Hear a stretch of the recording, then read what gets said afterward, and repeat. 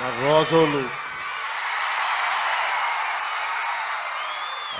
అనే పదం కోనసీమ కొబ్బరి బొండంలో ఎంత తీపి ఉండదో నాకు అంత తీగి ఉండదు ఆ మాట.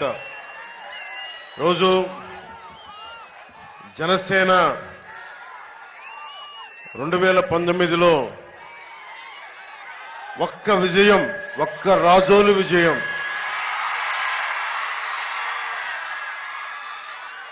మబ్బులు కమ్మిన చోట,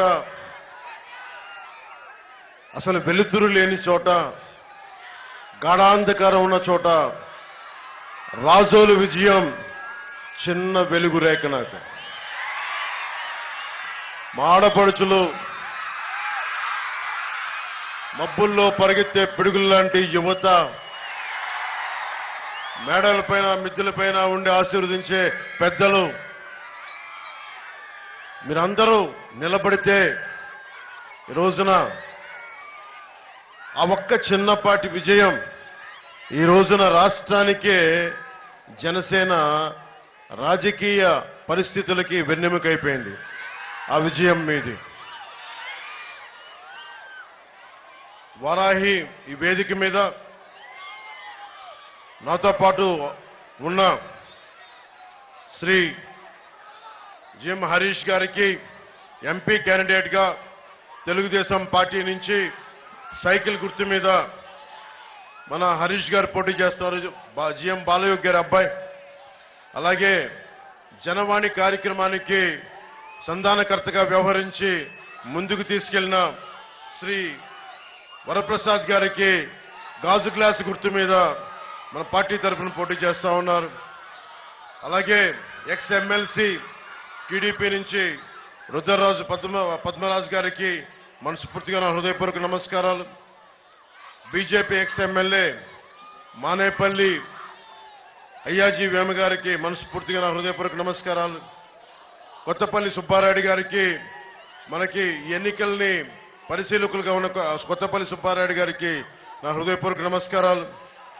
లింగోలు పెద్దబాబులు గారికి, సీనియర్ నాయకులు జనసేన పార్టీకి, వారికి నా హృదయపూర్వక నమస్కారాలు. దిరిసెల బాలాజీ గారికి, state joint secretary Janasena party, వారికి నా హృదయపూర్వక నమస్కారాలు. అలాగే గెడ్డం మహాలక్ష్మి ప్రసాద్ గారికి నా హృదయపూర్వక నమస్కారాలు. మేడిచెర్ల సత్యవాణి గారు ఎంపీపీ మల్కీపురం. మనం ఆ రోజు గుర్తుంది సభలో మన మల్కీపురంలో శ్మశానం లేదనేది, ఆ శ్మశానం అవసరాన్ని మనం తీర్చుదాం. అలాగే వనమాలి ములా స్వామి గారు సీనియర్ టీడీపీ నాయకులు, మత్స్యకార సామాజిక వర్గం నుంచి వచ్చిన వారికి నా హృదయపూర్వక నమస్కారాలు. కేతా శ్రీని గారికి MPP, Razole state BCCL secretary Telugu Desam పార్టీకి, వారికి కూడా నా హృదయపూర్వక నమస్కారాలు. అంతేకాకుండా ఇక్కడి నుంచి వచ్చిన తెలుగుదేశం కార్యకర్తలకి, జనసేన నాయకులకి, జన సైనికులకి, తెలుగు మహిళలకి, వీర మహిళలకి, యువతులకి, నా అక్క చెల్లెలకి, మా ఆడపడుచులకి, పెద్దలకి మరోమారు ధన్యవాదాలు తెలుపుకుంటాం. మరోమారు హృదయపూర్వక నమస్కారాలు. ఇది మనకి 18 రోజులు మిగిలి ఉంది. 5 సంవత్సరాల నుంచి పనిచేస్తా ఉన్నాం. ఈ 5 సంవత్సరాల నుంచి మనం రోడ్ల మీదే ఉన్నాం. నన్ను మొదటి తరం రాజకీయ నాయకుడిని నేను. వైఎస్ జగన్ గారు లాగా వారి తాతల దగ్గర నుంచి, వారి తండ్రుల దగ్గర నుంచి 150 సంవత్సరాలున్న కాంగ్రెస్ పార్టీ నుంచి వచ్చిన వాడిని కాదు. మన స్వయం కృషి మీద చిన్నపాటి ప్రభుత్వ ఉద్యోగి కొడుకుని నేను మీ అందరి అభిమానంతో నటనలోకి వెళ్లి మీ అభిమానాన్ని సంపాదించుకొని 2009లో రాజకీయ ప్రస్థానాల్లో భాగస్వామి అయ్యి దాన్ని నిలబెట్టుకోలేకపోయినా ఆ బాధ, మన వల్ల కాదు రాజకీయ పార్టీ అని అందరూ అంటే పంతం తీసుకున్నాను, బలంగా తీసుకున్నా. దశాబ్దం నుంచి ఎవ్వరి ఆసరా లేకుండా ఒక్క మీ గుండెల్లో మీరు ఇచ్చిన బలమే ఈ రోజున జనసేన నిలబెట్టింది. జగన్ వెళ్ళిపోయే సమయం అయిపోయింది. అంటే ఇది నేను శ్రీకాకుళం, విజయనగరం, ఉభయ గోదావరి జిల్లాలు నర్సాపురం ఏ మూలకెళ్ళినా, నిన్న రైల్వే కోడూరు వెళ్ళినా, రాజంపేట కడప వెళ్ళినా, తిరుపతి వెళ్ళినా, ఏ మూలకెళ్ళినా ఒకటే, ప్రభుత్వం మారిపోతుంది, వైసీపీ ఓడిపోతుంది. దీంట్లో ఏమాత్రం సందేహం లేదు.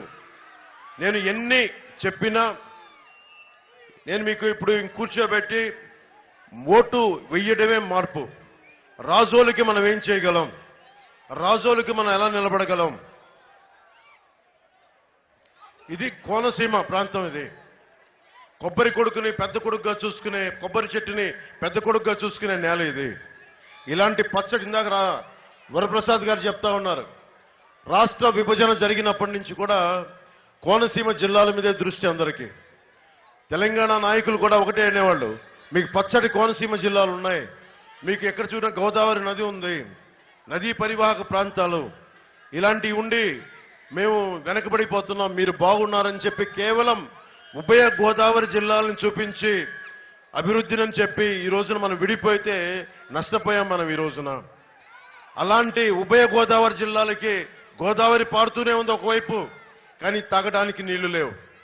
లంకల గ్రామాలకి చిన్నపాటి వరదొస్తే దారి లేకుండా పోతా ఉంది, నీటి సౌకర్యం లేదు. ముఖ్యంగా కోనసీమ రైతాంగం మనకి రాజమండ్రికి వచ్చి నాకు క్రాప్ హాలిడే ప్రకటించాం, మా పరిస్థితి ఏంటని చెప్పి ఒక్కొక్క కష్టం చెప్తే నిజంగా నాకు కదిలిపోయాను.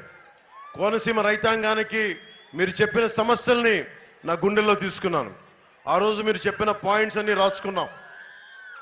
ముందుగా అన్నం పెట్టే కోనసీమ రైతాంగానికి ఉమ్మడి కూటమి Bharatiya Janata party, Telugu Desam party, Janasena party, ఈ కూటమి రైతాంగానికి ఎంత బలంగా నిలబడదో మీకు తెలియజేసుకుంటాను.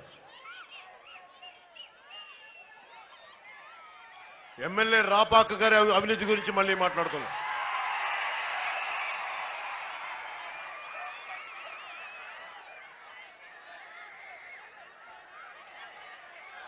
రెండు 2022లో కోనసీమలో వరి పండించే రైతులు పంట విరామం ప్రకటించారు.